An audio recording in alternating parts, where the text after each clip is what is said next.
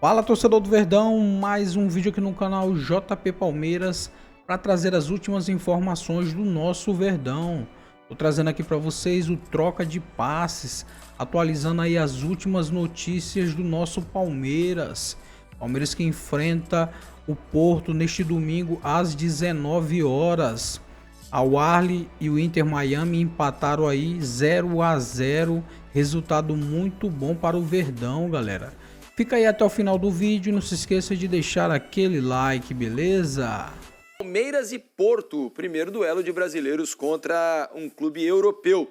O Edgar Alencar e o André Rizek chegam com as informações dos dois times direto de Nova Jersey. Chega mais, Alencar! Oi, Diniz, Mansur, Alex, boa noite para todo mundo aí acompanhando o Troca de Passes. Tabelinha inusitada aqui, André Rizek, Edgar Alencar, no estádio de Nova Jersey. Estádio muito importante, bonito aqui, hein, Rizek? Aqui. Lindo. Aí aqui de cima o gramado tá lindo, mas parece que lá de baixo não foi assim que o Palmeiras viu, Edgar.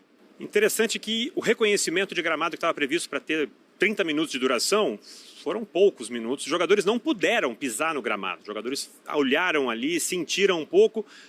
Veiga reclamou, Abel, não foi uma recepção das melhores, não. A gente não conseguiu pisar no gramado, mas ali de fora dava para ver que tinha alguns pedaços assim que foram colocados há pouco tempo, né? Agora se vai soltar ou não, aí só amanhã pra gente saber. E fora do ar, amigos, o Estevão passou pelo Eric Faria. A notícia procura o repórter, né? E falou assim, fala lá que o gramado tá ruim, tá muito ruim. Esse aqui é um gramado colocado domingo, certo, Edgar? Domingo, ou seja, vai ter uma semana. Na Copa América a gente viu o mico, que foram os campos da competição organizada pela Conmebol, inclusive de dimensões. Dessa vez as dimensões padrão FIFA estão garantidas, mas talvez a gente não tenha, nessa partida de estreia, um gramado à altura do que a gente gostaria de ver numa competição como uma Copa do Mundo. O Palmeiras reclamou, o Porto não quis falar sobre isso, a ver como será amanhã. Rapidamente, programação. Claro que os dois times não treinaram aqui, né? Cada um treinou na sua base, o Palmeiras em Greensboro, o Porto está numa universidade a 50 minutos daqui, e a gente só teve aqui a presença dos dois técnicos, compromisso FIFA, Martim Anselmo e Abel Ferreira. O que você notou de diferente entre essas entrevistas, hein? Primeiro, duas ótimas entrevistas, mas muito diferentes, né? A gente tem um treinador sul-americano dirigindo um clube europeu e um treinador europeu dirigindo um clube sul-americano. Dois jovens, né? O argentino está só no quarto clube da carreira dele, o Abel está no terceiro. Mas por que as entrevistas foram tão diferentes? O Abel chegou grandão, cara. Ele teve um tratamento de estrela na imprensa portuguesa, tratado como um dos principais treinadores do mundo. E ele estava muito leve. Já o argentino vem pressionado. Porto foi terceiro colocado na Liga Nacional, não passa por uma boa fase. Na Liga Europa tomou 15 gols em 10 jogos, caiu para Roma. Então as perguntas, o tom das perguntas era sempre sobre, será que o Porto consegue ir além das oitavas? Será que o Porto consegue surpreender? Palmeiras não, cara. Palmeiras com tratamento grandão. Será que dessa vez o Palmeiras, que foi vice-mundial, consegue ir mais além? Eu notei uma diferença muito clara no tratamento. A gente está habituado a olhar para os europeus de baixo para cima no Mundial. Dessa vez, eu sei, o Porto não está na prateleira de um Real Madrid, de um City. Dessa vez eu vi os portugueses olhando para a gente como favoritos nesse confronto, Edgar. Como favoritos pela situação do Palmeiras e também muito falar da questão da temporada. O Porto que termina mal uma temporada, mal tem tempo de férias do Martim Anselmo conseguir colocar realmente um trabalho e já vai pegar um Palmeiras num ritmo de ascendência. Vamos trazer uns trechos então aqui de Martim Anselmo e de Abel Ferreira. A nosotros como cuerpo técnico nos ha tocado enfrentar en varias ocasiones a equipos brasileños en instancias importantes. Nunca tuve la suerte de enfrentar a Palmeiras, ni tampoco a Abel, pero sí creo que él conoce bien el fútbol portugués y nosotros conocemos bien el fútbol brasileño. He trabajado ahí. Pero más allá de conocernos o haber estado, creo que hay un gran entrenador de la vereda enfrente que nos habrá estudiado lo máximo posible, que tendrá su plan de juego, y nosotros hicimos la misma tarea, estudiarlos a ellos, evaluar de dónde vienen, sus últimas competiciones, cómo fue su trabajo en el Brasileirao, cómo fue su trabajo en la Copa Libertadores, intentar encontrar patrones de juego, tanto en Copa Libertadores como en Brasileirao, y a partir de ahí estar en todos los detalles que se pueden controlar para que lo que pueda hacer Palmeiras dentro del campo de juego nosotros podamos contrarrestarlo. Eu vou falar do Porto e de certa forma referir-me ao futebol português, mas sempre o mais importante é aquilo que nós, Palmeiras, temos que fazer no jogo, impor o nosso jogo, impor a nossa forma de ser e de estar. sabendo que do outro lado está uma equipa que tem um histórico internacional absurdo, tem esse ADN dentro do Porto, algo que está intrínseco e entranhado no Porto, que é ser competitivo, que é ser agressivo, que é ser aguerrido do primeiro ao último segundo. Aí nós somos parecidos, porque a nossa equipa também é uma equipa extremamente competitiva, que luta do primeiro até o último segundo. Sabemos também que o Porto nos últimos anos, ou no ano recente ou no último ano, sofreu uma transformação, e é normal sempre que há algumas mudanças, e algumas mudanças até profundas, que haja algumas adaptações, mas Porto será sempre o Porto, uma grande equipa, muito bem treinada, com bons jogadores individual e coletivamente. Logicamente, quanto mais tempo o treinador passa dentro de um clube, mais o ADN do clube conhece, mais os seus jogadores conhece. Portanto, seguramente que o Porto está mais preparado hoje do que quando o Anselmi chegou. Um belíssimo treinador com ideias novas, que rompeu um bocadinho com aquilo que era, entre aspas, a cultura do 4-3-3 do Porto. Mas acima de tudo espero um jogo extremamente competitivo. Acredito que por ser o primeiro jogo, por ser uma competição diferente, por ser uma fase de grupos, um campeonato de 7 jogos, que seja competitivo e que no final, que é o que eu espero, porque defendo as cores de Palmeiras, que o Palmeiras ganhe. É isso que nós vamos procurar fazer do primeiro ao último segundo. O treinamento do Porto, os 15 minutos, lógico, e foi legal, Rizek, amigos, poder ver o conhecimento dos jogadores do Porto sobre o Palmeiras. Eustáquio, um canadense, fala português muito bem, tem cidadania portuguesa, dizendo que, olha, a gente sabe tudo isso, que o Palmeiras hoje é um time que vende para Real Madrid, vende para Chelsea, que contrata jogadores por 20 milhões. Então, há um conhecimento, para além do respeito, o Palmeiras realmente é visto como um adversário, pelo lado do Porto, acho que dá para dizer sim, favorito. Interessante que temos duas possíveis pérolas do futebol mundial. Digo possíveis porque Estevão ainda é uma promessa, e do outro lado tem Rodrigo Mora, 18 anos. Mora, 18 anos. Ele é 18 dias também mais jovem que o Estevão, renovou o contrato recentemente por 70 milhões de euros, então estamos falando de uma grande aposta. Esteve na conquista da Liga das Nações, Portugal não jogou, mas já esteve ali no ambiente, tem carreira nas seleções de base, então um duelo à parte, a gente não tem como cravar time aqui, mas os colegas portugueses jornalistas falam, Rodrigo Mora e mais 10. Não tem como cravar time, mas tem como cravar que Porto vem sem o seu principal jogador, que para mim é o goleiro, né? Diogo Costa está machucado, um dos melhores goleiros do mundo hoje, está machucado, e essa é uma questão para um time que tem levado muito gol. Fez ressonância, né, ontem, constatado uma lesão no adutor. Problema não só para essa partida, tem colegas que já acham que a competição não vai acontecer para o Diogo Costa, e é um jogador que constrói, o Martin Anselmi gosta de construir de trás. Então é um impacto como líder, como grande goleiro que é, e também para o jeito de jogar do Porto. E eu queria propor, Edgar, duas reflexões para o Mansur, acho que ele vai gostar dessa primeira aqui, ó. Não, uma reflexão assim... eu acho que o Porto é a grande prova de que o futebol não é tão simples quanto muita gente acha, né? Muita gente acredita que é só colocar alguém bem intencionado na presidência, torcedor, e vai dar tudo certo. O presidente do Porto é o Andrés Vilas-Boas, que chegou a ser um dos melhores treinadores do mundo, foi campeão inclusive invicto com o Porto, dirigiu o Chelsea, entre outros. A família dele é fundadora do Porto. Então ele assume a presidência e você fala, pô, agora vai, né? Substituindo quem dirigiu o Porto havia 42 anos. Vem agora um jovem com ótimas ideias. Só que a reformulação tá penosa para o Porto. Não é só colocar ali um presidente super bem intencionado, estudioso, que tudo vai dar certo. O Porto vem passando por um momento difícil. Eu acho que isso é bem interessante da gente refletir. Futebol não é tão simples quanto muita gente pensa. E a outra é mais divertida. O Abel falou sobre arbitragem, né? Você lembra da fala que ele usou? Como a arbitragem mexe com o fígado dele? Ele falou que o jogo em si, né, para além da arbitragem, mas todo o contexto o faz, palavras dele, hein, amigos, bipolar. Um Abel fora do campo e um Abel a hora que o árbitro apita o começo do jogo. O juiz do jogo de amanhã chama-se Said Martínez. O apelido dele é El Matemático. Formado em matemática. Formado em matemática, o Durenho. É um jovem juiz, 33 anos, li o perfil dele. Tem um sonho desde os 10 anos de ser árbitro de futebol. É um árbitro FIFA desde 2017. Já apitou final de Copa Ouro, assim, é um juiz na CONCACAF grande. Mas será que ele está preparado para esse animal que desperta dentro do Abel Ferreira durante jogos de futebol? Será que o Abel vai ter um comportamento Campeonato Brasileiro ou padrão FIFA amanhã? Acho que o matemático terá diante de si uma equação que ele não conhece ainda, de terceiro grau, algo parecido. Olha, devolvemos para vocês o Abel hoje estava muito paz e amor, o próprio reconheceu que no jogo é diferente. Mansur, como é que você acha que vai ser a vida do El Matemático, Said Martínez, o árbitro de amanhã? Boa noite a vocês. Grande abraço. Valeu, Rizek, Edgar. E aí, Bom, não é fácil essa resposta. Não, é difícil. Vou começar por essa primeira, essa segunda pergunta, depois eu para a primeira. Assim, o campeonato tem tantas novidades em termos de contexto que até o próprio comportamento das comissões técnicas a gente não tem como prever.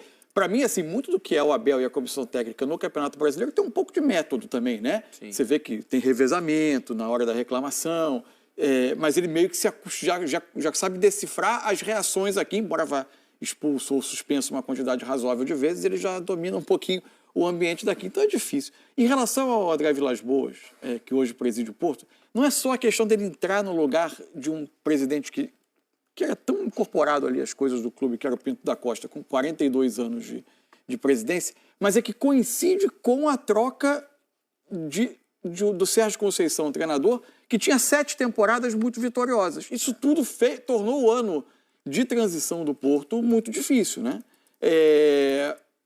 Inicia a temporada com um antigo auxiliar do Sérgio Conceição, que acaba saindo em janeiro para fevereiro, com a chegada do Martim Anselmi, e aí, como falou na entrevista o Abel Ferreira, ele mexe um pouco, mexe bastante, inclusive, em termos de parte tática do time, né? Vai para uma linha de 3, com um jogo de posição que ele é adepto desde quando foi auxiliar do Miguel Ângelo Ramírez no Internacional no Brasil. Depois, aliás, outro vínculo com o futebol brasileiro, depois ele vai para o Del Valle, substituindo o Renato Paiva, que hoje está no Botafogo. Todos os treinadores um pouco dessa linha. Isso muda muito, assim. Tem muito questionamento até se o elenco consegue se adaptar, especialmente os defensores, que precisam construir muito, dar os primeiros passes, conduzir bola, jogar mais distante do gol. Se eles conseguem lidar com isso, pode estar aí talvez até um caminho para o Palmeiras, com seus homens de velocidade contra esses defensores do Porto. Ter um presidente desse, que entende muito de futebol também, você pode ter essa troca e daqui a pouco avaliar, puxa vida, essa resposta que eu acho que você está esperando com esses 3 zagueiros, pode dar ou pode não, nessa sensibilidade. Agora vai ter, mesmo que não é o que vai resumir às vezes o trabalho dele, mas é ruim começar a temporada, vamos dizer, essa nova temporada, com algo que não funciona. A pontuação do Porto na Liga Portuguesa desse ano foi a pior pontuação do Porto desde que a Liga...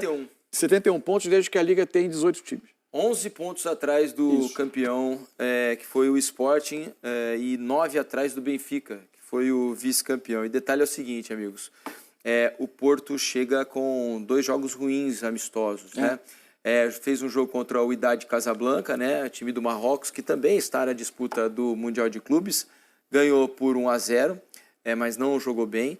E depois fez um outro amistoso contra o Riga, que é um time da Letônia.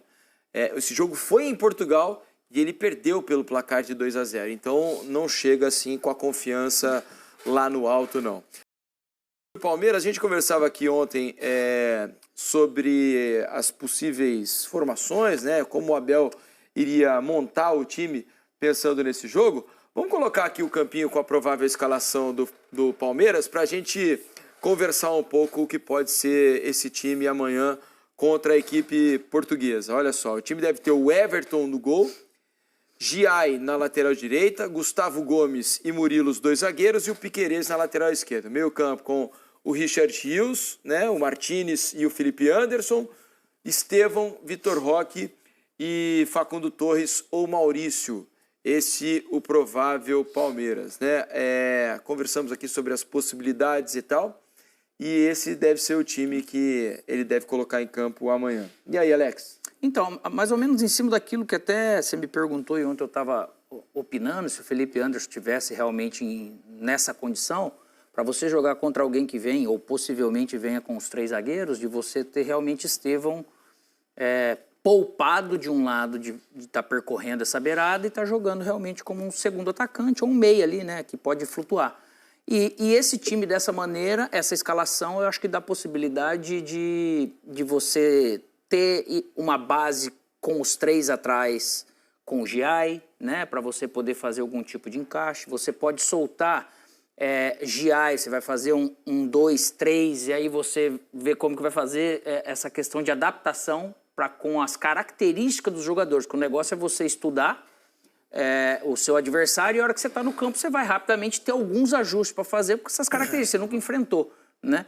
Então, mas eu vejo como uma escalação, a princípio era o que a gente imaginava, com um time competitivo, que tem criação, só que aí no Palmeiras ele tem realmente as 5 trocas num altíssimo nível também. E aí, assim, acho que o desenho vai ser mais ou menos o que a gente está habituado, né? O Giai um pouco mais na base, junto com os outros 2 defensores. Imagino, sendo esse 11 aí, o Felipe Anderson partindo um pouco mais aberto, liberando o Estevão um pouco mais por dentro, o Piquerez aberto pela esquerda. A grande questão vão ser os encaixes na hora de defender. O Palmeiras defende muito com os encaixes individuais. Dá para imaginar o Felipe Anderson sendo ala pela direita, imagino que ele seja o jogador responsável, talvez, por seguir o Francisco Moura, que é o ala esquerdo, que deve abrir campo, porque a presença do Francisco Moura como ala bem aberto, como é do João Mário pela direita no Porto, é trazer o Rodrigo Mora, que em tese é o ponta pela esquerda, um pouco mais para dentro, né? Jogue PP, jogue Fábio Vieira partindo da direita, também os pontas vêm para dentro, para perto do Samu, que é o centroavante. Então, é ver como o Abel vai encaixar. Fez o gol, inclusive, contra o Wydad Casablanca, vitória por 1-0, foi gol do Samu. Isso. Acho que foi um jogador que teve bom desempenho na temporada. E aí pode ter aquele lado, um exemplo, do Felipe Anderson ou do Facundo. De às vezes ou os 2, mas às vezes acompanhar mais um ala, porque daí eles vão ter 3 caras por dentro. 2 caras a princípio a flutuar. Como que ele vai fazer, de repente, se encaixa? Um zagueiro para vir, se esse zagueiro do lado faz, esse ala da beirada ele vai ter que acompanhar mais do que, de repente, do outro lado. Então, por isso que vai precisar, de repente, de um pouco de jogo. E vai ter um dos 2 volantes, né, do Palmeiras, de repente, se encaixa nesse jogador também que vem flutuar. E vamos ver de que maneira que o Abel vai acabar escolhendo a estratégia, né, para ver como que eles podem balancear tudo isso. Vamos dar uma olhada, então, na provável escalação do Porto, né, para esse jogo contra o Palmeiras na abertura da Copa do Mundo de Clubes. O time deve ter o Cláudio Ramos no gol, né, no lugar do Diego Costa, que está machucado, por isso não joga contra o Palmeiras nessa estreia. A linha é com 3 zagueiros, né, o Pérez, o Zé Pedro e o Marcano. João Mário na área pela direita, o Francisco Conceição pela esquerda, Eustáquio e Vieira, os 2 meio-campistas, com o PP de um lado, Mora do outro e o Samu na frente. Esse é o modelo que o Porto tem usado quando pretende ser um pouco mais ofensivo e, entre aspas, arriscar um pouco mais. O Fábio Vieira, jogador que é conhecido, né? Passagem pelo Arsenal. Às vezes também joga na zaga.